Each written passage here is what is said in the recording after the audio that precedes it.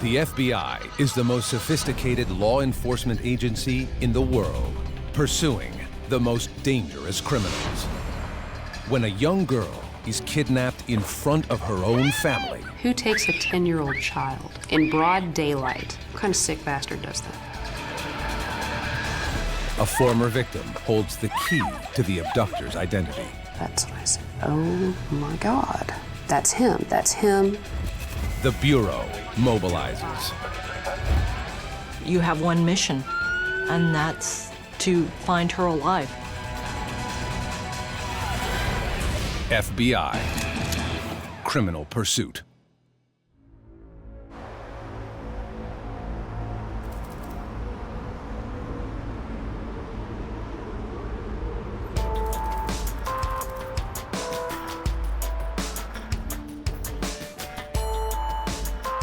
(3:30 a.m.)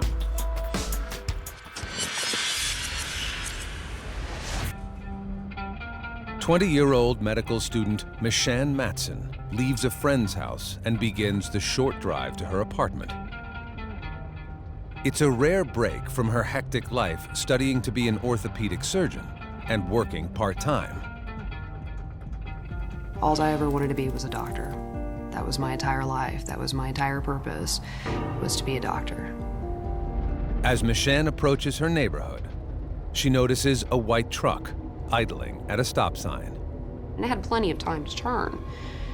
And the fact that it was still sitting there and it hadn't proceeded through the intersection, I found very odd. And it just kind of raised the hairs on the back of my neck.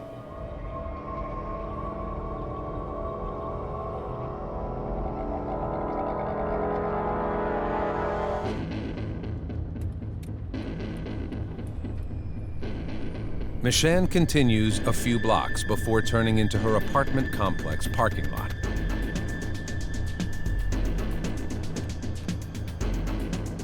The truck follows just behind.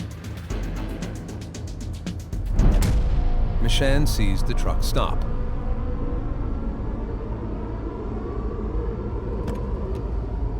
A man starts to walk towards her. I just glance and look at him, and he's just kind of early 20s guy. I'll smile at him, be nice, you know. Hey, excuse me. Hey, do you know Jeff? When he gets close to Michanne, he asks her if she knows the son of the security guard who works there. I say no. I turn my back and started walking faster up to the door. I got about 15, 20 feet from the outer door, and then I hear running footsteps behind me. And then that's when it finally hits me, something's not right. The man grabs her and presses an 8-inch knife to her throat. I was told, bitch, if you say anything, I'm gonna kill you. And then he started marching me back towards the parking lot. We got a few feet, and he pulled out a pair of handcuffs, and he told me to put the handcuffs on. I don't know where this stuff comes from, but what went through my head is, act stupid. Really, I mean, how hard is it to put on a pair of handcuffs? But I acted like I didn't know how to put on a pair of handcuffs. The attacker gets one cuff around Michanne's wrist, then drags her towards his truck. Something clicks with Michanne. My purse kept falling off my shoulder, and he just kept pushing it back on my shoulder. That little gesture made me know that he wasn't there to rob me. His intention was not to rob me. His intention was to kill me. It was very strange. It was as if everything had slowed down at this point. I had a thought that went through my head, and it was this girl who'd been kidnapped and her just decaying body tied to a post in the middle of a field in a clearing, and that went through my head, and I didn't want to be that. For some reason, it focused me. It made me think that if I was gonna die, then I was gonna do it there. Because I wanted at least for my family to be able to find me and to know where I was. Michanne struggles furiously, but can't break loose. He put his hand over my mouth. I started screaming. I started biting his hand. He had gloves on. She has only a split second to decide what to do. I was looking at my surroundings and thinking, some of these cars are newer. Newer cars means car alarms. How do you set off car alarms? Well, sometimes if you kick them hard enough, maybe you'll set off a car alarm. So I started kicking every car we came by, pushing off of every car. And at that point, that's when I decided, okay, well, I lose a few fingers, I don't care. I reached up and I grabbed the knife and I pulled down, pushed off of him, and just fought with everything that I had. Bleeding and terrified, Michanne tries one last desperate move. And I just dropped. And I dropped in dead weight. Still had the one handcuff on, so he dragged me by the other one across the parking lot. At that point, I was creating as much noise as possible. And he just gave up. Give me that. He grabbed my purse, and he looked at me and he said, "Bitch, you better run back to the building, and if you look back at me, I'll kill you." The man runs back to his truck and tears out of the parking lot. Michanne frantically bolts to a neighbor's apartment, where she calls 911. Kansas City, Missouri police officer Jason Cramblett is the first responder on the scene. Miss Matson had one handcuff on her hand when we arrived, and you could tell visibly her arm was swollen from where he tried to drag her through the parking lot. In shock and still terrified, Michanne gives the police as much information as she can. She described the pickup truck as an older white-style pickup truck, but she didn't know if it was a Ford or Chevy or a Dodge, but it gave us enough information to have the other cars that were in the area looking for that vehicle. Officers put out an APB on the truck and knock on neighbors' doors to see if they heard or saw anything. But they come up empty-handed. And the apartment complex doesn't have security cameras that might have captured more details. The forensic team removes Michanne's handcuffs and bags them. It's the only evidence they have. It was black, it was furry, and at one point in time, she mentioned that he was wearing gloves. But there's a catch. Unfortunately, the handcuff that we recovered from her arm was unprocessable. Detectives forward the report to the Kansas City, Missouri Sex Crimes Unit. But the little information they have doesn't match a known perpetrator. That means an attacker is still on the prowl in Kansas City with a knife and all of Michanne's information. I didn't know where he was. I didn't know who he was. I didn't know his intentions. All my IDs, everything was in my purse. It was all gone. I didn't know if he was going to come back. She has good reason to be afraid. Michanne's attacker will come back, and the skilled agents of the FBI will be racing to stop him. We felt a bit of desperation to find this guy and apprehend him and get him off the street before someone else fell victim to his craziness.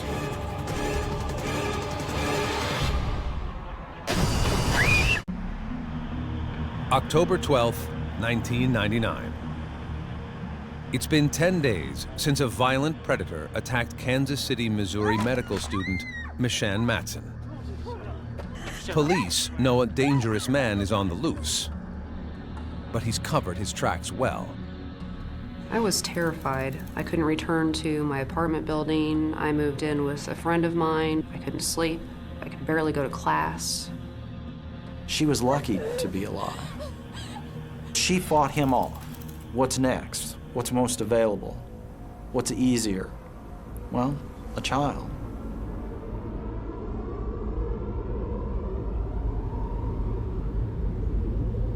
Six miles away from Michanne's apartment, in Kansas City's Armourdale neighborhood.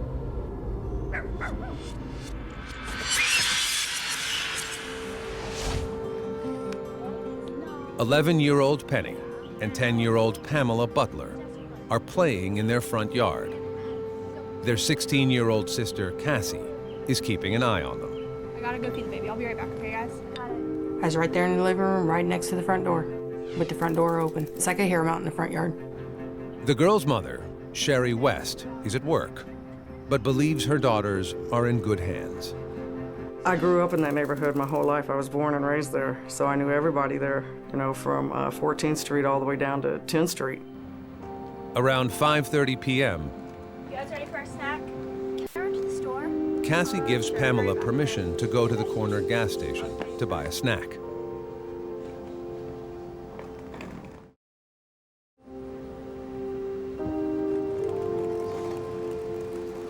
Hey, you wanna come to the store with me? No. Okay, later.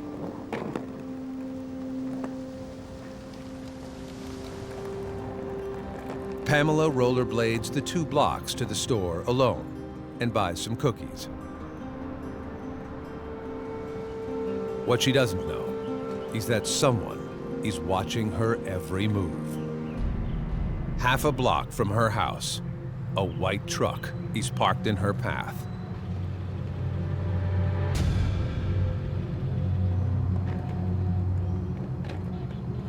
From the front of their home, Penny sees her sister pass the truck.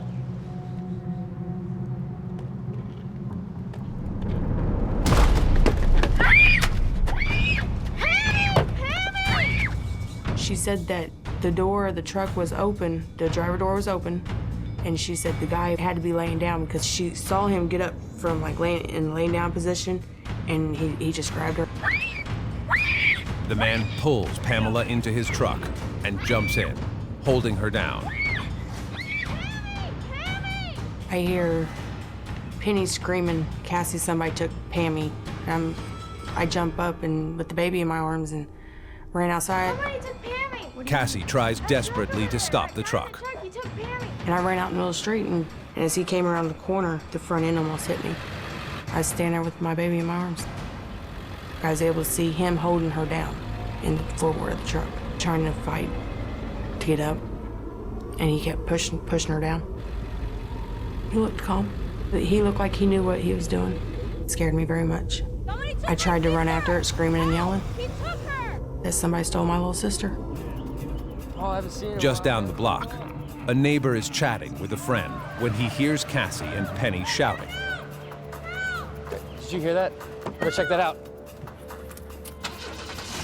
Alarmed by the screams, the neighbor starts his engine and races after the white pickup. He catches up a few blocks away. The pickup was driving very erratically. He was driving in extremely high rates of speed, maybe 70, 80 miles an hour, in busy rush hour traffic. The suspect clearly knew that he was being chased and did everything he could to lose the concerned citizen.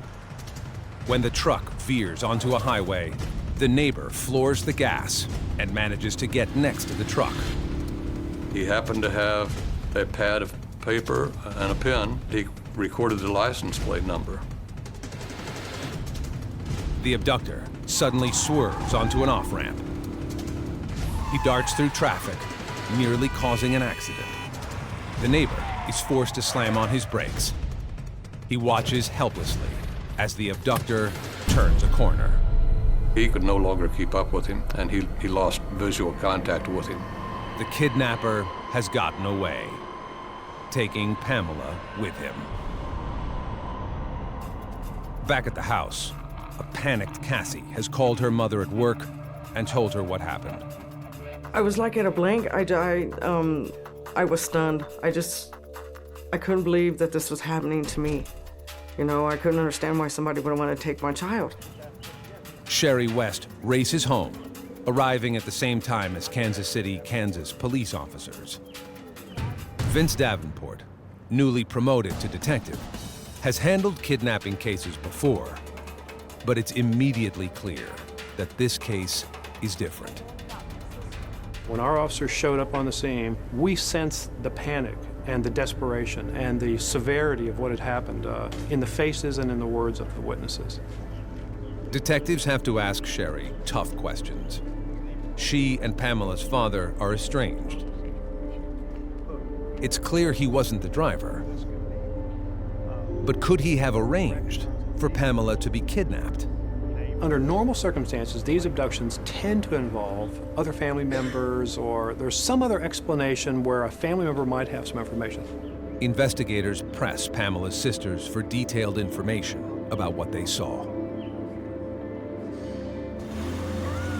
Told the police, to me the truck looked like a Ford F-150, and that he had dark hair.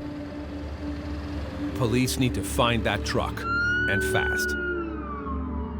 In 75% of child abductions, the victim is dead within 3 to 6 hours.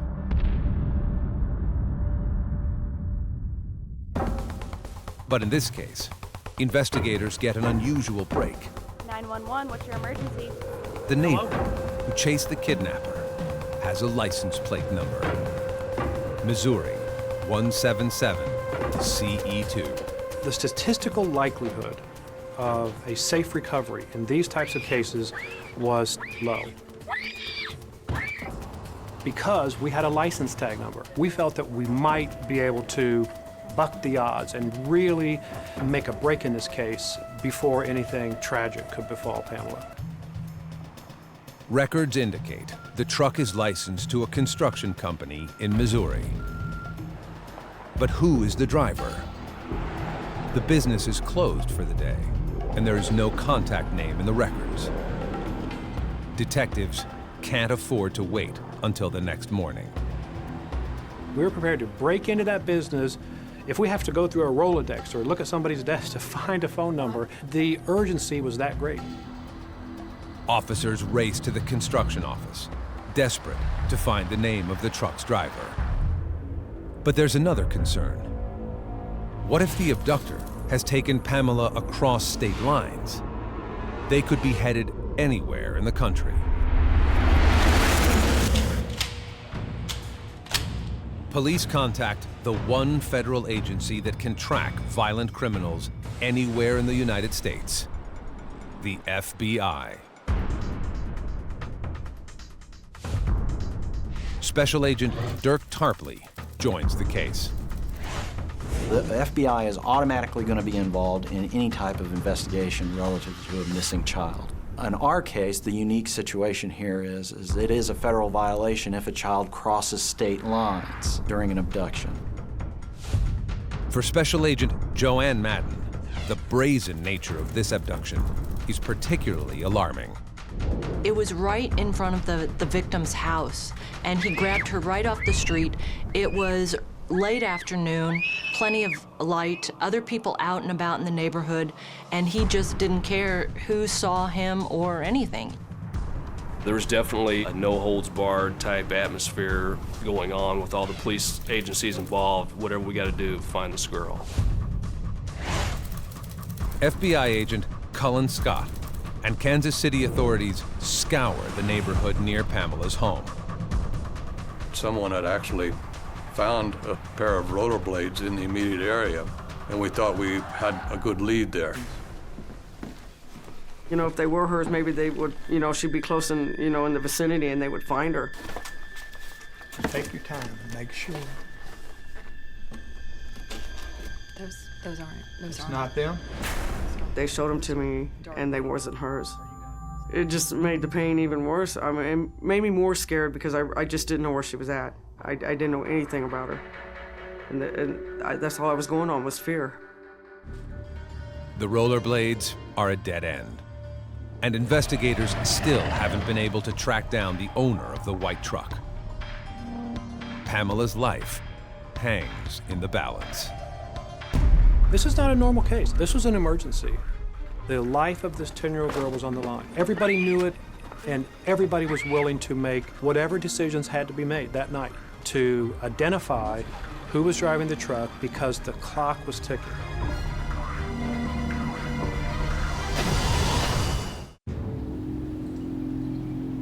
It's only been a few hours since a man in a white truck snatched 10-year-old Pamela Butler as she skated in front of her house. The FBI and local authorities urgently check out everyone close to Pamela and her family, including her father. They learn he was at work at the time of Pamela's abduction and has a solid alibi.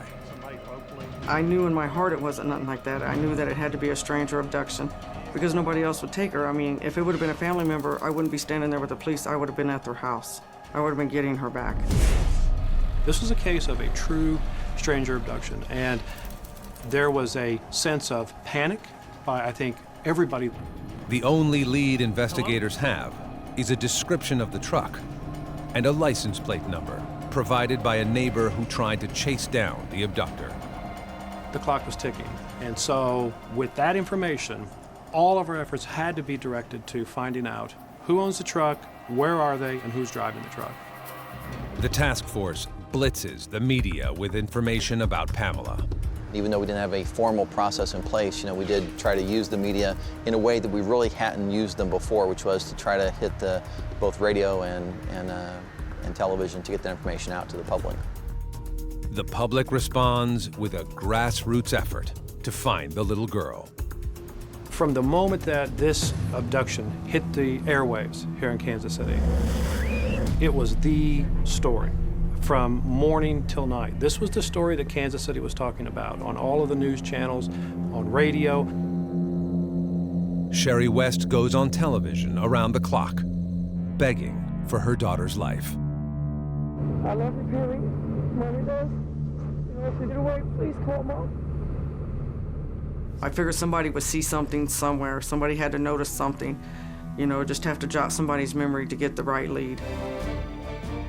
Everybody was looking for the white truck, for Pamela, and they're all concerned about a missing 10-year-old girl. It's not theirs, but yet it is. It's all of ours. That's our 10-year-old girl. The story is even more personal for one viewer, Michanne Matson.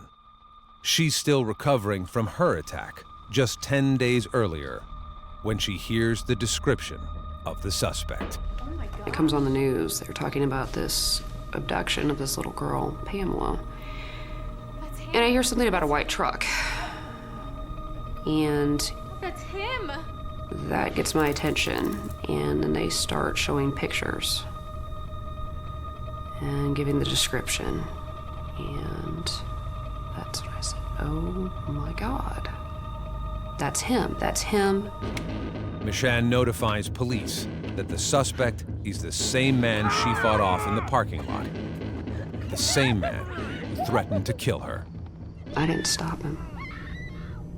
And he went after a 10-year-old girl. That's what was going through my head. I didn't stop him. Because a 20-year-old girl managed to fight him off, he goes after somebody smaller and somebody weaker who can't fight him off.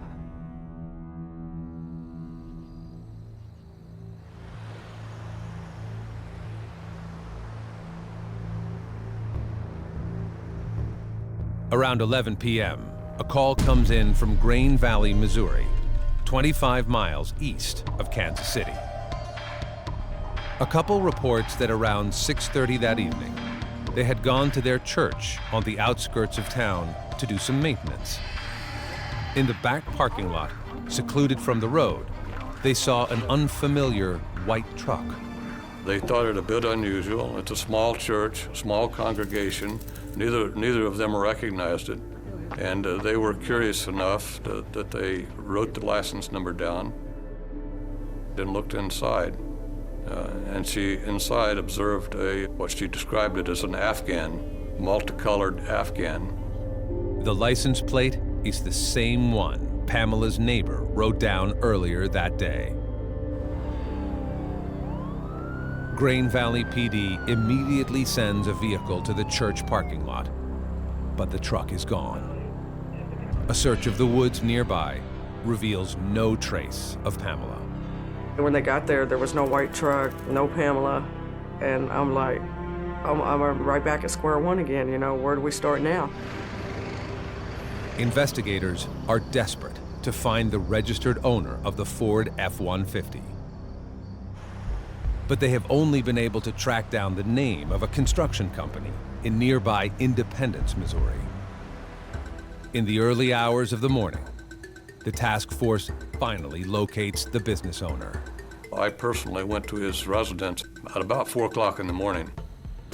The man doesn't match the description of the abductor, and he has a good alibi for the evening. But he does admit he owns the truck and says he loaned it to an employee several weeks earlier. That employee's name is Keith Nelson. Keith Nelson matched the physical description of the abductor of Pamela Butler. Investigators run a background check on Nelson. He has a criminal record for burglary, obstruction of justice, and assault on a police officer. Keith Nelson had temporary jobs, nothing long-term or stable, but did work, had a girlfriend, family. Authorities now have their prime suspect identified. The challenge is finding him in time to save Pamela's life. We really moved into manhunt mode. Now, the chase was on. Authorities head to Nelson's mother's house in Kansas City, Missouri, where he frequently stays. They search her home and spot a familiar item. The caretakers at the church had reported seeing an Afghan in the cab of the vehicle when it was parked behind their church. And the officers, when they were at Keith Nelson's mother's house, immediately saw that that Afghan was very similar, and Keith's mother said that Keith had brought that into the house that belonged to Keith. Nelson's mother reveals that her son was at her house the night before, then left very late. Investigators interview the mother's neighbors and learn something even more interesting. Neighbors said that they saw Keith that night, late at night, after 10 p.m., washing that white pickup truck outside of his home, washing the truck and washing his hands over and over. Could Nelson have been washing away evidence of a vicious crime? Before police can answer that, an urgent call comes in to dispatch. A white truck has been spotted a few blocks from Nelson's mother's house. Police rush to the scene in hopes of finding Keith Nelson and Pamela.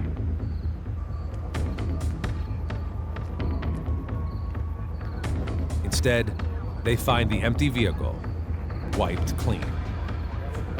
The keys were actually still in the truck. We pretty much dismantled the interior of that truck completely, looking for anything of evidentiary value. The pickup, the interior, had been cleaned well. Investigators don't find blood or signs of physical struggle in the truck, but they do find a couple of long hairs underneath the seat, similar to Pamela's in color. Investigators are still determined to find Pamela while she's alive. But getting to her and Keith Nelson has suddenly become more difficult than ever. Before they recovered their white truck, that was something that we could look for. Now the problem is, what's he driving? Who's he with? Where's he going? Where's he at? Driving, let me see your head! See your head! It's been 24 hours since 10-year-old Pamela Butler was abducted in front of her house. Authorities have the truck of her kidnapper, Keith Nelson, but they have no idea where he is and whether Pamela is alive or dead. Our collective desperation and the urgency, it was palpable. We were hoping against hope now. It's frustrating not being able to locate him. We knew who he was. We were just behind him. We were chasing him, and he was doing a good job of hiding.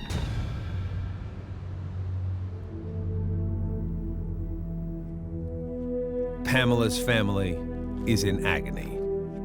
I was beyond terrified. I really don't even know if I can explain the words of how I felt. As the night faded, I started getting more scared and more scared because it started getting chillier, and I knew she didn't have a coat and she hadn't ate. I wanted to grab her and hold her. You know, I wanted to make sure she was safe, and I couldn't. I couldn't because I didn't know where she was at.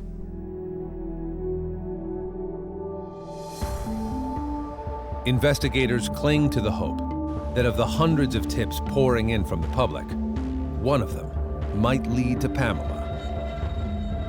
They need a break. And in the early morning hours of Thursday, October 14th, they get it. A driver calls 911 to report a white van speeding down Interstate 70. In it are a passenger matching Keith's description and an unidentified female. We were hoping that this is our guy, Keith Nelson, and maybe Pamela Butler still with him and still alive. Police spot the vehicle and try to pull it over, but the driver speeds up. After a tense half hour, police force the van off the road. Sherry West is watching the whole thing live on TV. I sat there and watched it. I was hoping it was him. I was hoping that they had Pamela in there. Turn away from me. Put your hands straight up. On your knees. Let me see your hands. But neither Nelson nor Pamela is inside. The couple was fleeing police for an unrelated offense. There was no sign of him, no sign of Pamela. I was just back at lost hope again. I just got all kinds of things going through my mind, not knowing, what he had done to her. Not knowing if she's alive or whatever. No answers, no clues, nothing. The task force continues to work through every lead that comes in from the public. One, in particular, disturbs them.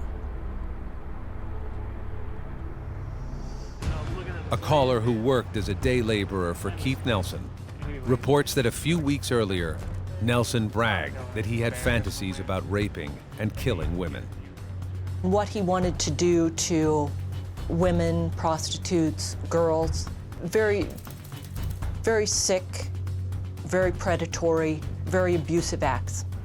He even mentioned that he would like to find a piece of land somewhere where he could have his way with these victims and dispose of them on this property that he had. There is no doubt in anyone's mind, Pamela is in dangerous hands.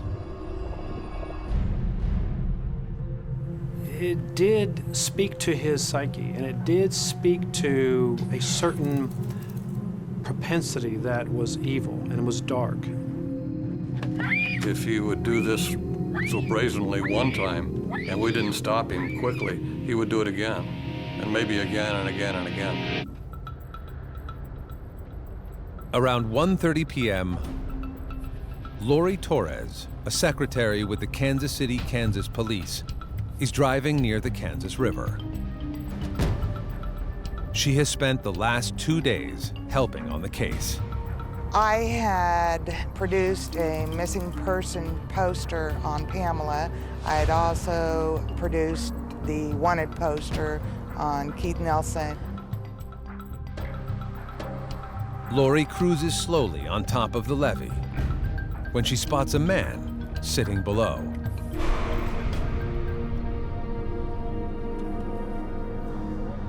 His face was burned into my brain, and when he turned around, I was shocked. Lori is looking right at Keith Nelson. She is unarmed and has only seconds to react. She quickly makes up an excuse to speak to him. Hey, have you seen my dog? No, I haven't seen any dog. He said, no, but would you come down and help me? And I said, well, what's wrong? And he said, well, I hurt my foot, my ankle. I said, okay. I said, let me go turn around, then I'll come back. Lori speeds to a nearby railroad site, hoping she can gather enough men to capture Nelson before he runs. If she can't, a violent predator will once again slip away, taking Pamela with him. For 2 days, the FBI and local authorities have exhausted every lead in their search for Keith Nelson. Now, Lori Torres, an unarmed police secretary, has stumbled upon him and is racing to get help. She recruits several railroad workers who call the police, then slowly approach Nelson. And the railroaders themselves, you know, they went down there and he got out a gun. He sees them coming and tries to flee, but his leg was injured when he was on the run. So he finally gets out of the river, and all the railroaders are standing around him in a circle, and Keith Nelson's sitting on the ground. He just kept asking, am I in trouble? I did hear that, am I in trouble? The police and FBI arrive within minutes, followed by local news trucks. Nelson's arrest is broadcast live on Kansas City television, watched by the thousands who have anxiously followed the story for 2 days. Nelson is flown to a nearby hospital, where he's treated for a broken ankle, and finally questioned about Pamela. Investigators are frustrated. Nelson is arrogant and refuses to reveal what he's done with the little girl. Sexual predators like Keith Nelson, they derive pleasure and a sense of power by having that knowledge that nobody else has. And my guess is that even in the end, when he's in handcuffs, he's at the hospital, he knows that he's caught, he knows that there's a good chance he's going to prison for the rest of his life or worse, he still probably had some sense of satisfaction in knowing that he knew where Pamela was, we didn't. That was another big letdown. He wouldn't do nothing. He wouldn't tell him anything. It's hard. It's hard, you know, to know that he's getting treated and I still don't know where my daughter is. Investigators are determined to find Pamela and beat Nelson at his own game. He would not be the person that got to keep Pamela Butler. One way or another, he would not win. There's definitely a chance that she's locked up somewhere. We don't know where she is. Is she by herself? Is she starving? We don't know. We don't know what her situation is. So the search never slowed down at all. Agents, police officers, detectives, and volunteers focus on the river where Nelson was caught. The exhaustive search lasts late into the night, but they turn up nothing.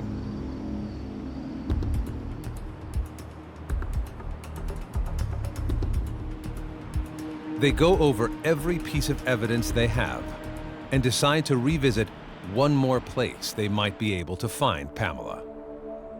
They go back to the lot behind the Grain Valley Church where Nelson's truck had been spotted. This time, they cover every square inch of land.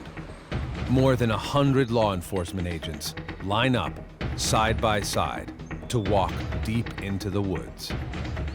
There's a lot of tree limbs and branches and high weeds and fences, and it's just not an easy area to walk through.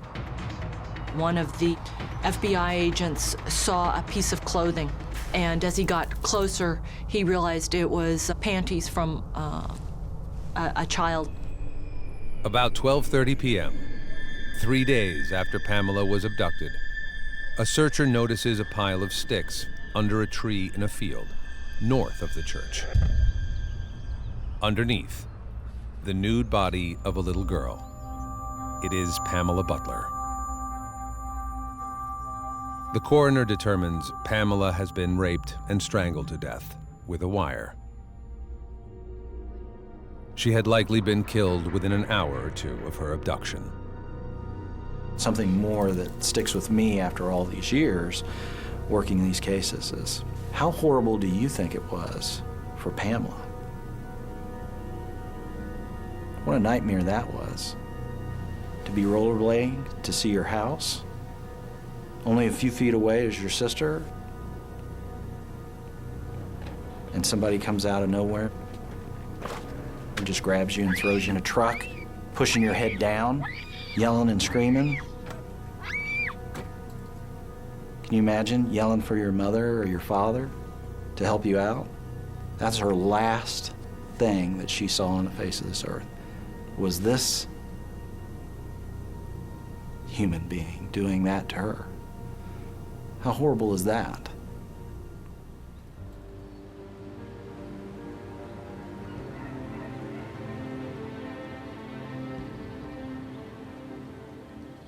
Investigators share the grim news with Pamela's family. I seen Colin Scott standing on my porch, the FBI agent. And when he come and see me the first time, he told me that if they find Pamela, he would be back to tell me.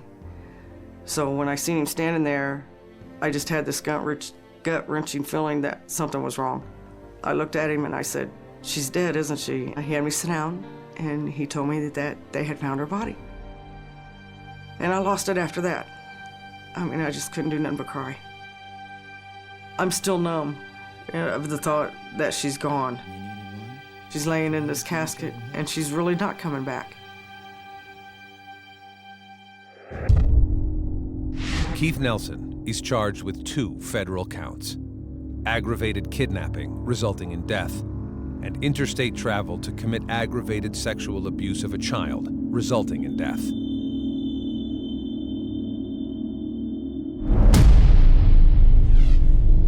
He pleads guilty, but shows no shame. The words he used in the courtroom were outrageous. He showed no remorse.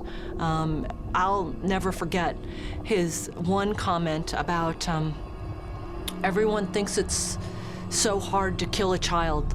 It's not that hard. Keith Nelson is sentenced to death.